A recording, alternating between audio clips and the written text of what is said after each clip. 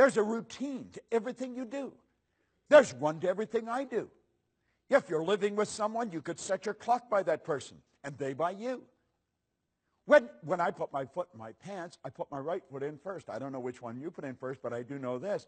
If I put my left in first, I'd probably fall over. I would be staggering all over the place. Why?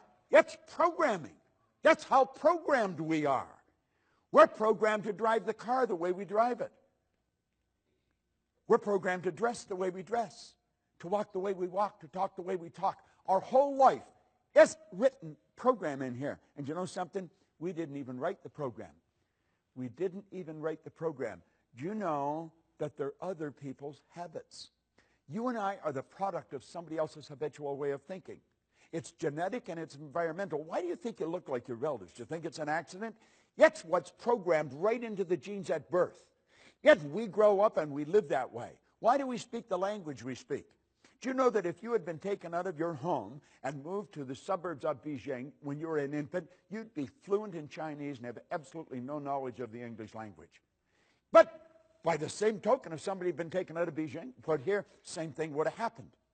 We're programmed with other people's prejudices. We're programmed with their limitations. Do you know that most of the limitations we've got, we don't even know where they started? I'll give you an example. When Linda and I first met, we were out shopping, and I said, you know what I would like is turnip. She said, okay. So I picked up a turnip. And she said, what are you going to do with that? I said, I'm going to eat it. Well, she said, I'm not eating that. Well, I said, why not? She said, that's the root of the turnip. I said, it's the what? I had never heard it called a root. It was always just a turnip. Well, I said, what do you eat? She said, we eat the green of the turnip.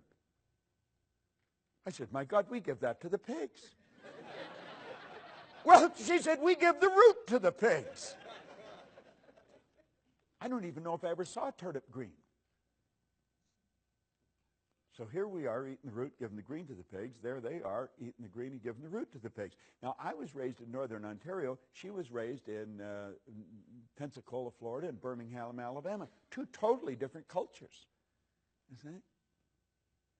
So I put the turnip back. I thought, what the hell? There's no sense in fighting over a turnip, you know.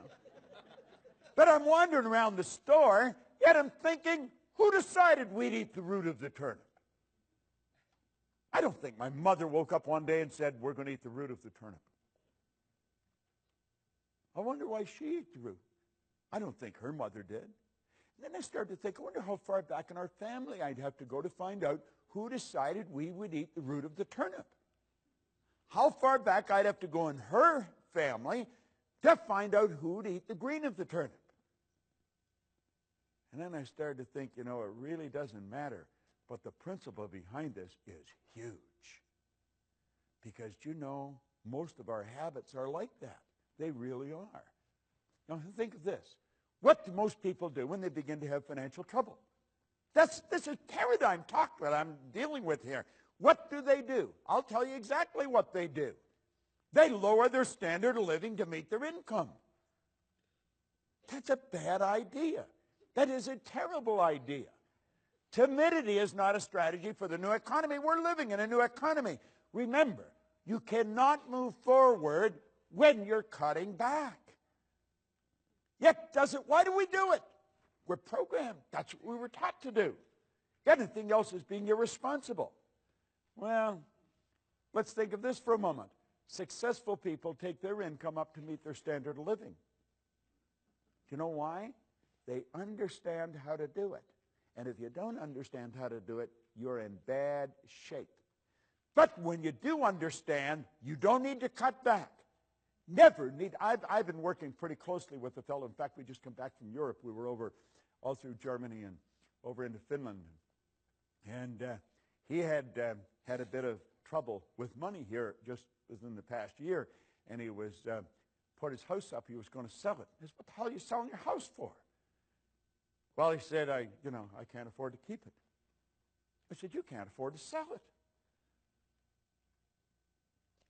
Yeah, I said, you've got to make a decision right now. Do you like the house? Yeah, I don't want to sell it. Then don't sell it. Just figure out how to earn more money. And so the two of us got working on it, and his problem was solved. It was simply a decision. Well, that's all we need. See, we're living in a new economy. The economy that you and I were raised in, that's not the economy we're living in anymore. It's a totally different world we're living in. But we're still operating with all the old habits. Now, Gates said one thing is clear. We don't have the option of turning away from the future. You don't have that option.